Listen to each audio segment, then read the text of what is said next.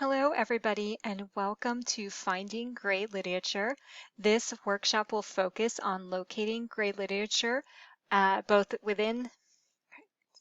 Hello, everyone, and welcome to the workshop Finding Great Literature. We're going to focus on how to find great literature both within the NCU library and outside. Because it is a great way to broaden the amount of research available to you through these other types of resources. So we'll talk about what they are and then navigate to some of the resources that we can use to find great literature. My name is Amanda Bezet, and I am a reference and instruction librarian. If you have any questions about the content of this workshop, please don't hesitate to reach out directly. My email address is abezet, so A for Amanda, and then my last name, B-E-Z-E-T, @nu.edu. So you can contact me anytime or follow up with the library via live chat or ask a librarian or phone. We're always happy to assist. So let's start talking about great literature. And the first thing we're going to do is navigate to our Research Help drop-down menu and go to the Research Process Guide. I always like to begin by going to the section of the research process that does correspond to today's content. So under this section called Determining Information Needs, that is where our Great Literature Guide lives. So let's click on that. And this is going to first talk about the definitions of great literature, how to locate, the resource types, and then some of the resources that we can use as we're looking for that. So what is great literature? Essentially, it's any literature not produced by a traditional commercial publisher. So when we think about things like scholarly journal articles, when we think about regular textbooks or reference books, any kind of books, those are typically published by very traditional commercial channels. But great literature is produced by government, academic, business, or trade, and that can also be available in print or electronic formats, more commonly so.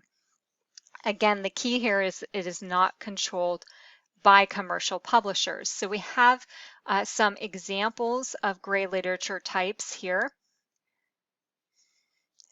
But this is just some examples. So when we're talking about great literature, we're talking about theses and dissertations, conference papers and proceedings, reports, and there are many types of reports: white papers, working papers, internal documentation, government documents, technical notes and specifications, proposals, data sets or statistics, policies and procedures, patents, unpublished trial data, regulatory data, speeches, urban plans, test instruments, preprints, company information, social media, and the list goes on from there. A full list of resources is found on this website from GrayNet International, document types, and great literature. So as we're scrolling down, some other things might jump out to you, like notebooks, personal correspondence would be considered great literature, government documents, theses,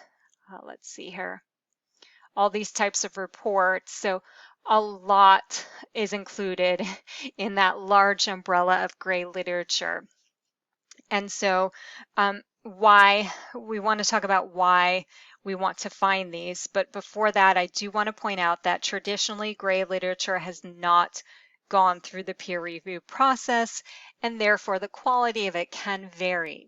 So you always want to think about evaluating your sources, and we do have this guide on evaluating sources, which is right here called Evaluating Information. We also have specific recommendations for website evaluation, which many great literature sources are going to be found open access online. We'll see that as we start looking today at individual resources. But here we have our evaluating information guide as well as our website evaluation guide. So certainly when it comes to any type of resource, you want to evaluate it. But when you're talking about scholarly and peer-reviewed journals that come from the NCU library, those have already been vetted by the publisher, vetted by the database provider vetted by the library, so you don't have to quite be as careful, right? It's made it that far, so and you know that you're pulling literature from a scholarly source, whereas finding great literature, you have to be a little bit more discerning. Another thing to keep in mind about great literature is that it's not as stable as traditionally commercially published resources. That means that they may put things up temporarily, the URL or website might change, and certainly it is not often found in the library's databases. We will see some examples of finding great literature in library databases, but traditionally it is not. Now, since there are so many types of gray literature, we're scrolling down here, we see the gray literature types.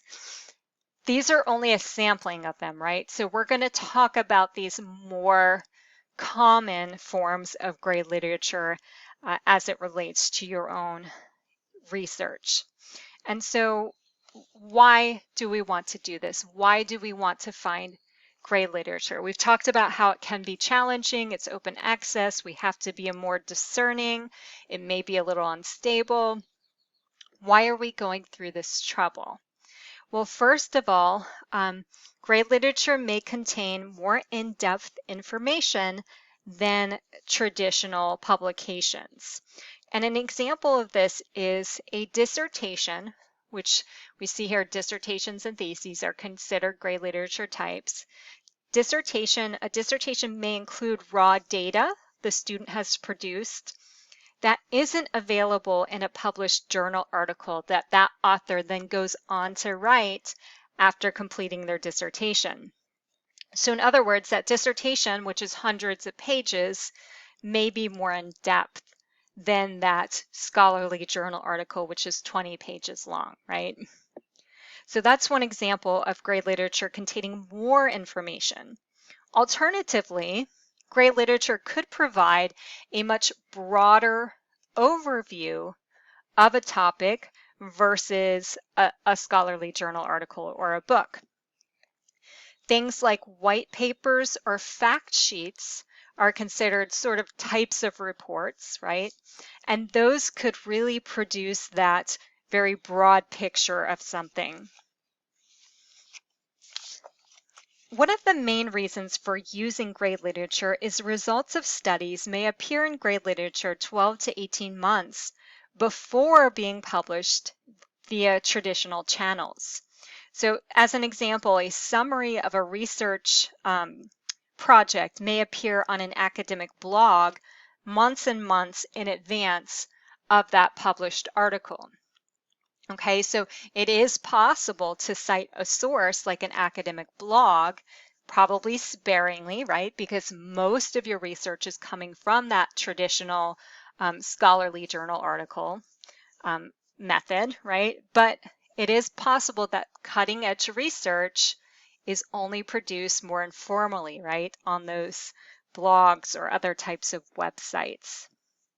And finally, online information in the form of great literature may be updated a lot more frequently than traditionally published journals and books, right? Especially when we talk about books, you know, they may reprint that book every 5 years, every 10 years, so not a lot of updates taking place versus these types of great literature are really going to, again, have up to the minute information as to what's going on in that research arena.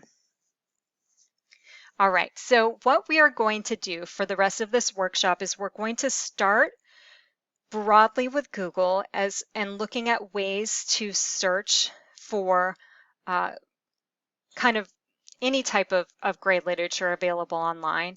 And then we're going to focus it to more specific types of great literature.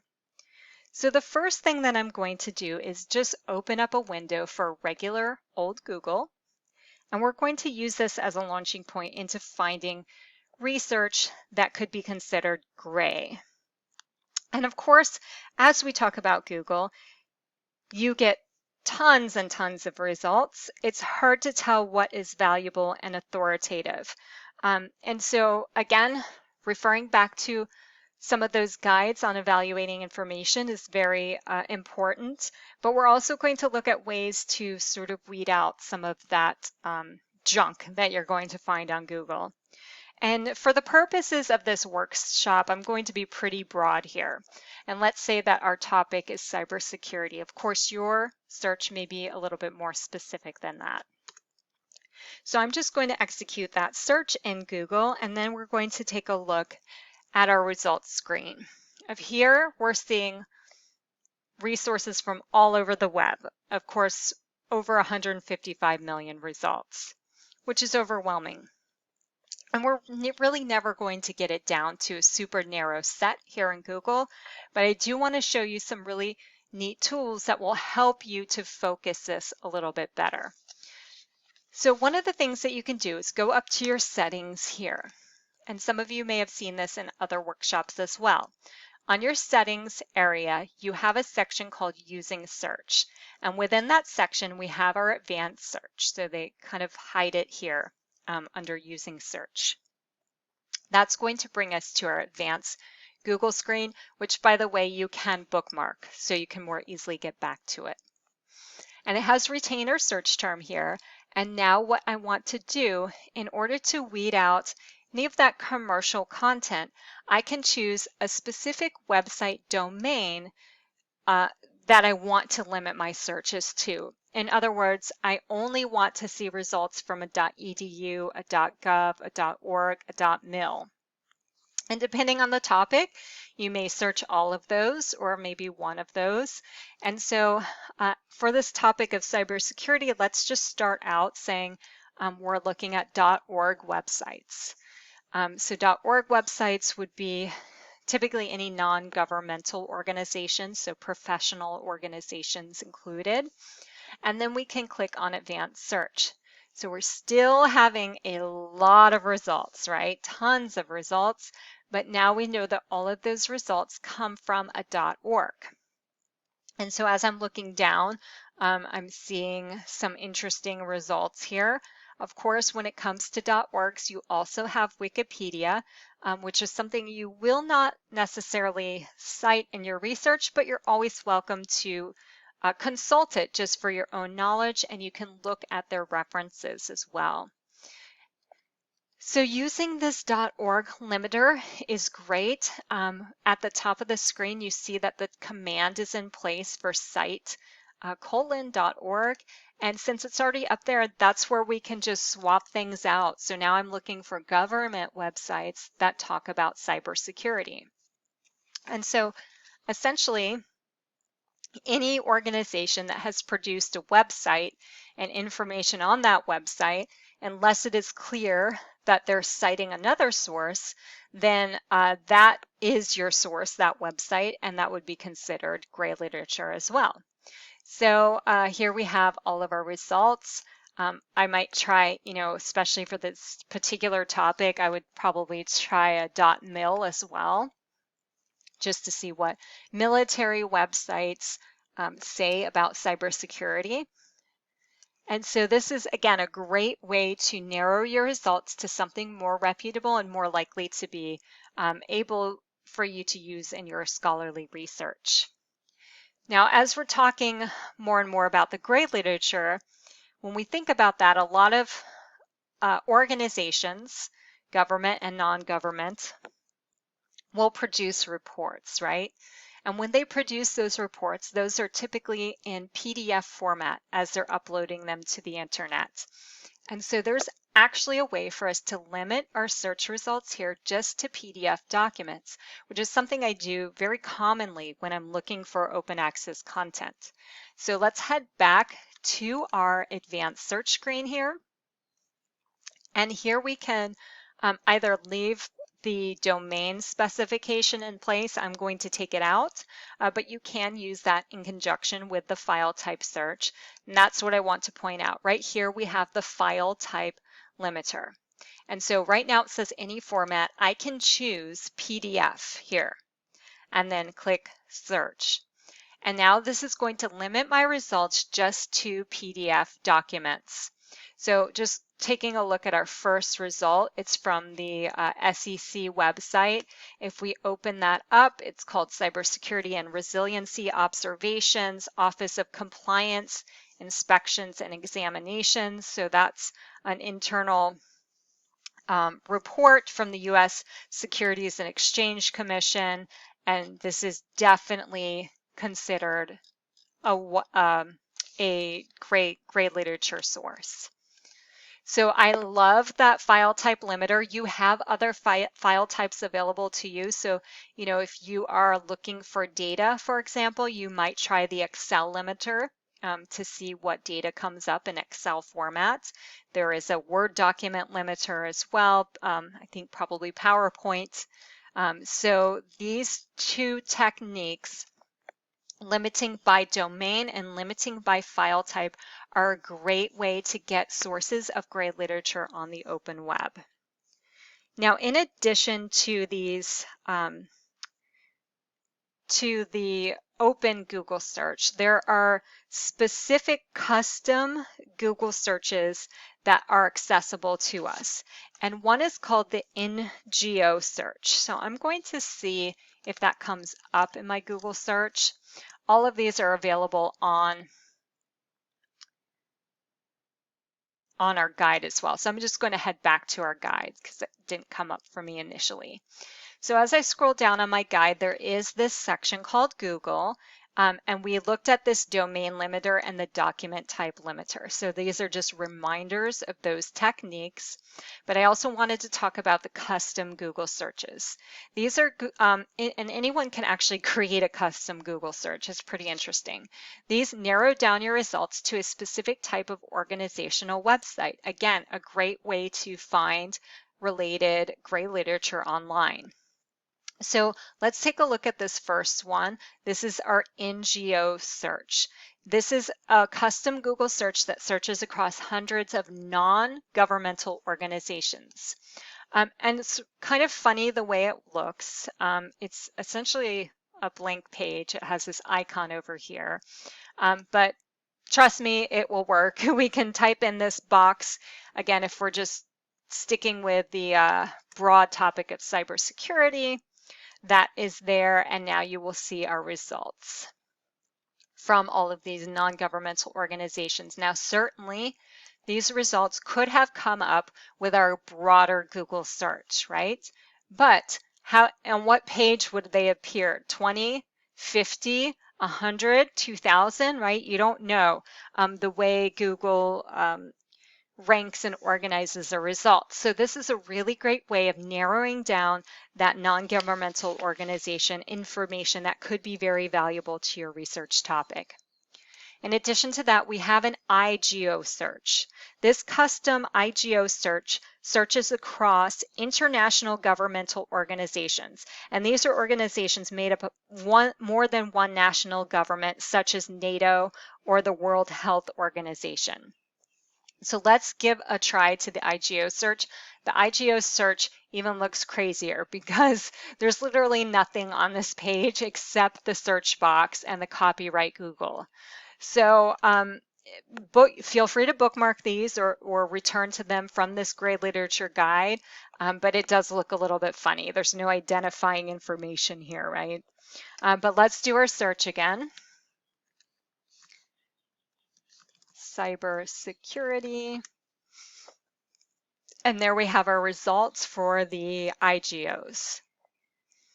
So we have this UN Office of Counterterrorism. Reliable sources, again, that you're not finding through a library search, since there you're primarily retrieving scholarly journal articles. So far we've talked about the types of gray literature, what they are, and why it's important to use them.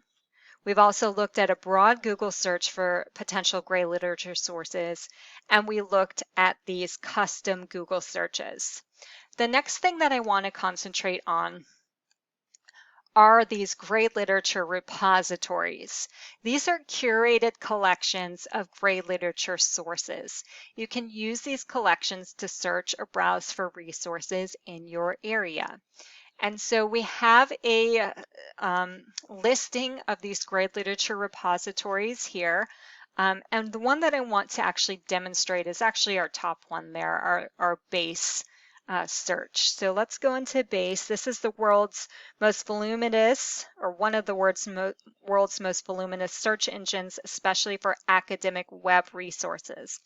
Now, the thing I want to point out about base is that it doesn't necessarily mean everything in here is grade literature. You may, in fact, find some scholarly journal articles, but there will certainly be a lot of grade literature. So let's just do our search here for cybersecurity. Again, you may be more specific as you're searching for things. And we have over 31,000 hits. The other nice thing about base is that on the right-hand side of the screen, we have a lot of ways to refine our results. So if we wanted to refine that further by subject, we could. If you're interested in information security, I'll go ahead and choose that one. And then we have our results here. So let's go ahead and just click on one of these. So this is actually coming from the International Journal of Cybersecurity Intelligence and Cybercrime.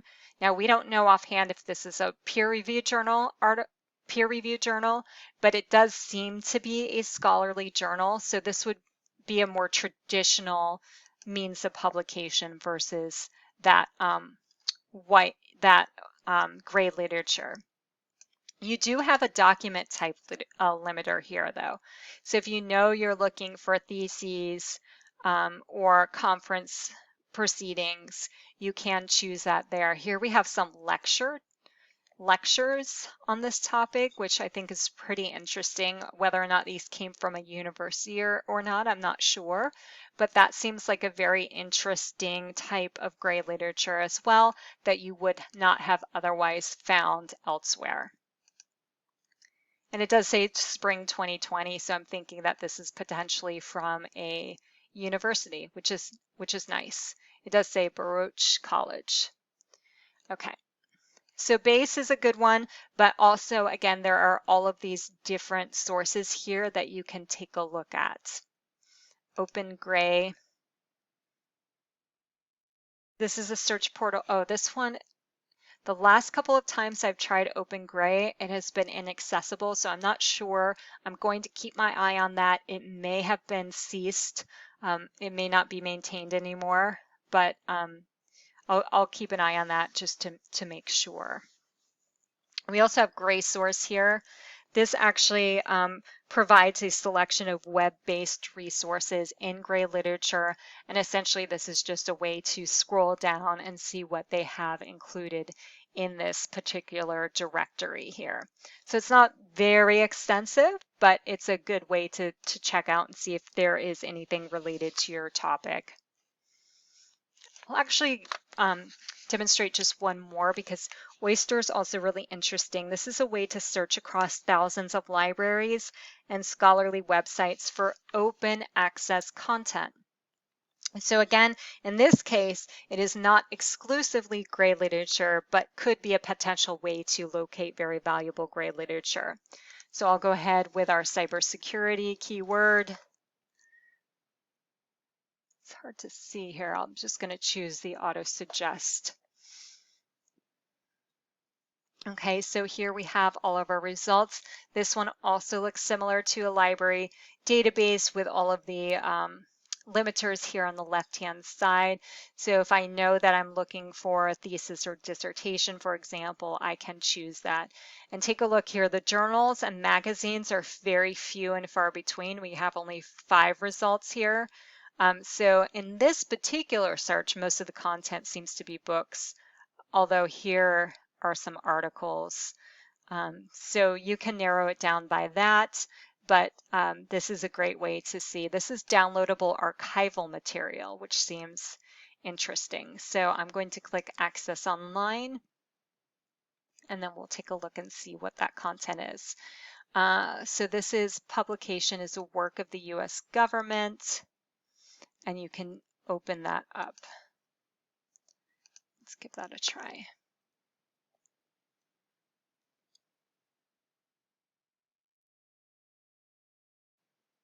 also see a link down here that says show statistical information.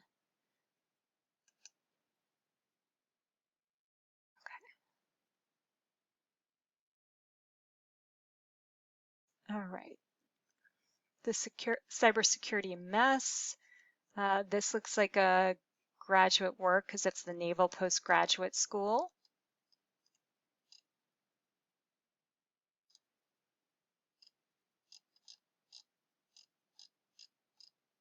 And I'm not exactly sure what type of resource this is. It kind of looks like a presentation. But very interesting things that you can locate through these gray literature repositories. And again, you can kind of peruse the rest of these as you have time to do that. The next thing that I want to do is talk about those more specific types of gray literature, because now we've done basic Google search, we've done those custom Google searches, and then we looked at some of those gray literature repositories, keeping in mind that not necessarily everything there is gray, but you have a good chance of finding that sort of information. Now let's talk about these specific types of gray literature, starting with clinical trials. We're actually not going to go into how to locate clinical trials in the library, but that is a major form of gray literature. So I wanted to point out that this page is here, as well as our full clinical trials guide. So if you are in that situation where you are looking for clinical trials, definitely refer to this guide because it will talk about how to locate them in each of these various library databases. I do want to talk more extensively about conference proceedings. Conference proceedings are extremely valuable to you as a student because they are the published record of conferences, congresses, symposiums, or other meetings sponsored by a professional association or society. So often that is the most cutting edge way to get information about what is happening in a given field. Now, some library databases make it easy to search for conference proceedings by providing a limit, which you can use. And we're going to take a look at one of those. Something to keep in mind with conference proceedings is that they are very rarely peer-reviewed. Sometimes at the conference, a individual or a team of individuals will present a paper at a conference, and then it does in fact get peer-reviewed for the publication. So there are some instances where conference papers are peer-reviewed, but most of the time they are not. So the reason why that's important is if you are using that scholarly and peer-reviewed journal limiter here, like for Roadrunner Search, you would most often be eliminating conference proceedings from your search. And again, conference proceedings can be so beneficial. Unfortunately, if the NCU library does not provide conference proceedings, it can sometimes be tricky to get those through interlibrary loan. Interlibrary loan or copyright restrictions make it a little harder for universities to borrow that content from one another. So if you see a conference paper that we do not have, by all means submit it through interlibrary loan, but sometimes we are unable to retrieve that content. Okay, so some library databases like ProQuest do have that conference proceedings limiter. We can also see where that is in our Roadrunner search. So just as an example, I will take this off and I'll say that I want cybersecurity in the title of my document, which by the way, I rarely ever search by title. I'm just trying to get very relevant results here in the library. And I want to show you where you can limit your results in Roadrunner Search to conference proceedings.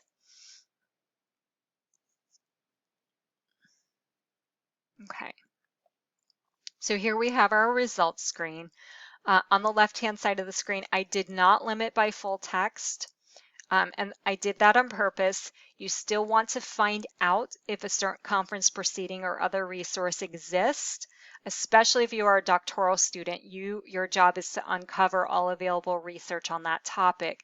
That means you don't care if it's in full text or not, because you're going to do everything it takes to get that in full text, which is probably just a quick interlibrary loan search. Okay, so I left that full text unchecked. Of course, I left the scholarly unchecked because I'm looking for conference proceedings right now. So here under my source types, I see conference materials right here. If you don't see conference materials listed in the top 6 results, you'll click Show More. And then that will show all types of resources associated with your set of results. So I am interested in this point and the conference materials, and I'm going to update my search there. And that is going to give me about 1,600 results. Again, these may not be in full text. If there is something, I'll try this one here, the 360 link. If this results in a dead end with no way to access that full text, then you would certainly want to place an interlibrary loan request and definitely contact the library if there's any questions about that. In this case, it linked out to IEEE, which definitely we have all of their conference proceedings. Some other databases that include conference proceedings are ACM Digital Library, LearnTech Lib, which is for education, CINAHL, which is the Cumulative Index to Nursing and Allied Health Literature, and ERIC, which is the Government's Education Resource Information Center. So all of those databases you can use to find proceedings as well. All right, heading back to our guide, our gray literature guide, our next gray literature type are dissertations and theses. And many of you may be familiar with locating dissertations and theses through our dissertation resources page. We link it here, but I also want to point it out on the library's homepage. You can go to Research Resources, Dissertation Resources. Now, dissertations and theses are so important for you, especially if you are a doctoral student, because it's a great way not only to find related literature on your topic. You know, another student's already uncovered this literature, why not let them help you discover more, right? But also a great way for you to look at how they've structured their paper, what their research methodology was, their design, what test instruments they've used, etc. So it can be very beneficial. Now, some dissertation chairs might tell you, please don't cite other students' dissertations. That's okay. You don't need to do that. You can cite their original sources that they cite. If, however, that dissertation is producing original research that is so crucial to your research topic, especially for emerging topics, let's say we're talking about really recent topics, there isn't a lot of scholarly or traditionally commercially published content yet, you may be seeing some of that content in dissertations. And that would just be a conversation to have with your dissertation chair. Look, this content is not covered in the scholarly literature, but guess what? There's this really excellent dissertation, and they talk exactly about what I am interested in. And it's certainly going to vary by topic. Okay, so here we are on the dissertations and theses page, and all of these provide dissertations, but we really want to focus on the ProQuest dissertations and theses databases. We have the global version, which provides over 3 million dissertations from all over the world, as well as an additional 3 million records, which aren't in full text. And then we have our ProQuest dissertations and theses at North Central University. Now, just as a reminder, the at North Central University database has only NCU databases, and that's a great way to search by degree code, your chair's name, your department, subject, if you're looking for specifically NCU dissertations. For today's workshop, we'll click in the global version because we're interested in finding dissertations from all over the world. So I will do cybersecurity, putting that in the title of the dissertation. As I scroll down here, I do have a way to select either just master's theses or just doctoral dissertations.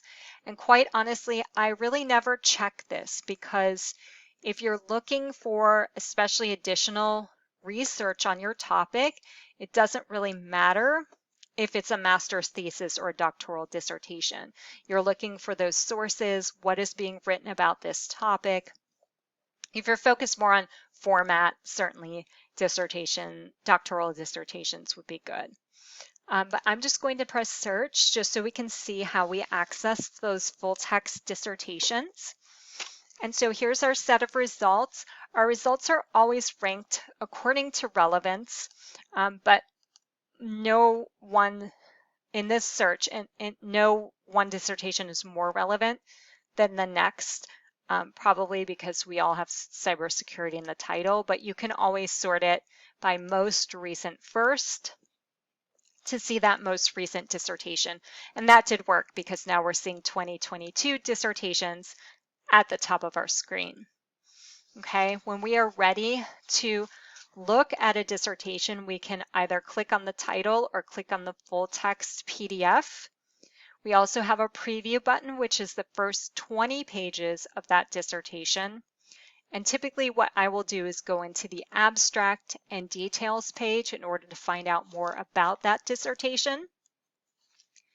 And as we scroll down, we will see the committee members that were on that student's dissertation committee. We'll see the degree code as well as some additional information. We also have a way on the left, it says Discovery Tips, Dissertations Demystified. This is a brand new feature which allows you to learn more about what a dissertation is and how it is useful for your research topic, as well as how to cite it and evaluate it. So that you can always dismiss. It may pop up automatically for you until you dismiss that. On the right-hand side of the screen, we do see suggested sources, and this may be changing shortly so that you see a different display here of foundational resources, which may include books and journal articles as well. And then below it, you may start seeing more ways to find additional similar dissertations, which will be nice.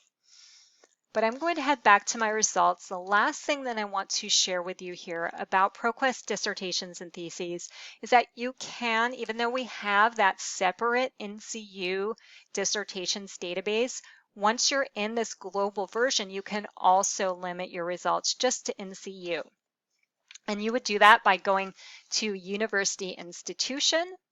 And then we actually see right away that there are 20 dissertations from NCU.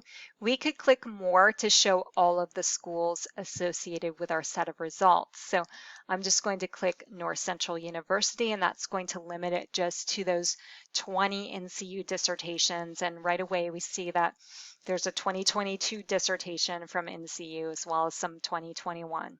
So this is going to be a really great source of grade literature for you. All right, heading back to our grade literature guide, the next source type are government documents. So in this section of the guide, we have put some good starting points for government resources. So I highly recommend data.gov because that is the home of the US government's open data. So you'll find data tools and resources there having to do with all aspects of the government, but generated by the executive branch. We also have GovInfo. This provides free public access to official publications from all three branches of the federal government. So that is another excellent source of grade literature. So I don't think I've tried the cybersecurity search here, but let's give it a try just to see if anything comes up. We also have an advanced search feature here that we can use. Okay, so perfect. We have a lot of records, including congressional records and hearings. We have author, a way to limit by author or organization, which is also very interesting. And so a lot of this is congressional bills, which would be considered obviously grade literature, and you're able to access all of those in full text. So just wanted to quickly do an example of government documents. The other search I really recommend here is MetaLib. This is a federated search engine that searches across multiple U.S. federal government databases to retrieve reports, articles, and citations, and then directing you to that content online. So definitely check out MetaLib as well, and we can give it a try here. So I'll go with my same topic. And you can see that the status keeps changing as it is searching, but you can always, wait for it to do its entire thing, or you could go ahead and click View Retrieved. I think this last one was still searching, but that's okay. You do have a way to limit by topic here on the right-hand side or by date. And then you'll see where they're pulling that content from. So we see the Library of Congress, Catalog of U.S. Government Publications, GovInfo. So if you're interested in any of these resources, you will be able to click on them. Let's see here. Sure, maybe it's still loading. Okay, so here we have that first record. And then this is a record for something held within the Library of Congress. So it may not necessarily be an online source, although this does say electronic. So give this database a try, see where it leads you, and certainly give us a call or contact us if you need any help. Okay, so just a couple more things to point out here. Preprints. The preprints are the author's working version of a research paper that is essentially published, but it is not through the formal scholarly journal article method. So a preprint is published in either online or within a publication, but it is not a final draft. Essentially, it is considered a working paper.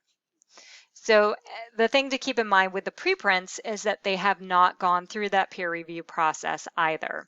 So again, it's important to critically evaluate them. Preprints are, again, ahead of publication, so it can be a really good way of getting cutting edge information. And we do have a couple of databases. It's rare that a database has a filter for working papers, but Business Source Complete is one of those, and we'll go into ProQuest Central as an example.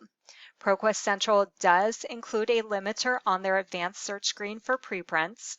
So it looks similar to our ProQuest dissertations and theses interface, but right now we're searching ProQuest Central, which is a very large multidisciplinary database. And I'll just go ahead and do cybersecurity. Now, I don't know how many preprints are available, so I'm not going to limit it to the title or anything like that. But what I can do is come down here to the source type, and I can click on working papers. And so working papers is sort of a synonym for a preprint or an unpublished manuscript, you might also hear. And then we can press search. Okay, so we have 808 results for preprints having to do with cybersecurity. So that is a great way to find related research that is up to the minute, hasn't been published yet, and can really help you, especially with those emerging topics. Now, PubMed Central also has a way to search for that content, and Web of Knowledge. Primarily, however, preprints are found in repositories open access online. So we have quite a number of repositories here. Some are very subject specific to the sciences or social sciences, and others are much broader. But we have a directory of those preprint databases here. So definitely take some time to look through these to see if there are any preprint publications having to do with your particular topic. And just as an example, oh, I think it defaulted to off. Okay, there we go. Just as an example, I went into preprints.org, and here we have preprints available to view. We can download that PDF and jump right into that content. A lot of times with preprints, those authors are certainly planning to publish in a scholarly journal after the fact. This one at the very top says not peer-reviewed. Most of the time publications are not that explicit, so you'll have to assume that they are not peer-reviewed when it comes to the preprints, but it's nice that this one gives you that information at the top of the screen. So if you find something from a preprint author, you know, that keep them in mind because they might be publishing through more traditional means further down the line.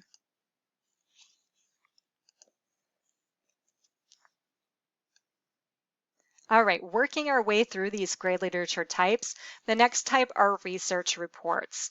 Reports can be super helpful, and there's so many different types of reports that it's really hard to talk about them as a group because there's so many types of reports. But some library databases, including Roadrunner Search, which we'll hop back into, have a way for you to limit your results to just reports. So if we head back to our library search, we had search for conference materials. I'm going to X out of that.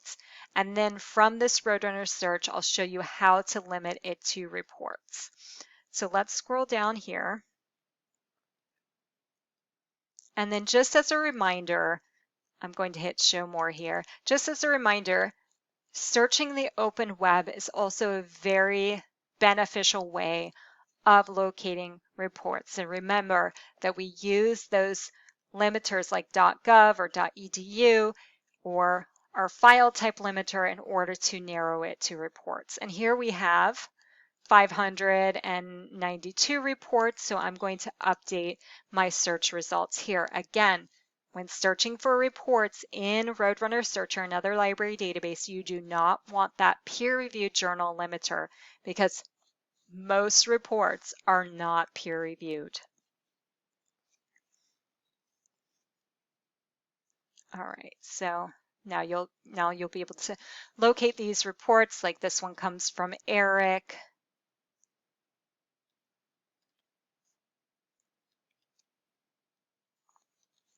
All right, heading back to our grade literature types, the last thing I just want to briefly talk about is social media.